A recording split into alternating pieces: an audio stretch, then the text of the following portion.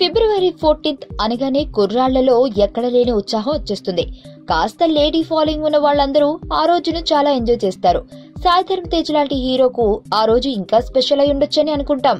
కానీ ఆ రోజును తలుచుకుంటే తనకు కళ్లల్లో నీళ్లొచ్చేస్తాయంటున్నాడు తేజు. ఫిబ్రవరి 14th తన క్లోజ్ ఫ్రెండ్ ఒకరు చనిపోయాడని, అందుకే ఆ రోజున తాను చాలా విచారంగా ఉంటానని తేజు ఒక ఇంటర్వ్యూలో చెప్పాడు. నేను ఏ రోజు వ్యాలంటైన్స్ డే సెలబ్రేట్ చేసుకోను. నాకు ఊహ తెలిసినప్పటి నుంచి ఆ రోజు నాకు బాధాకరమైన రోజే. 15 ఏళ్ల క్రితం ఫిబ్రవరి 14th నా ఫ్రెండ్ చనిపోయాడు. అప్పటి నుంచి ఆ రోజు చాలా విచారంగా ఉంటాను.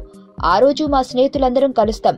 ఓ కాఫీ తాగి కాసేపు మౌనం పాటించి ఇంటికి వెళ్లిపోతామని సాయి ధరమ్ తేజ్ తెలిపాడు.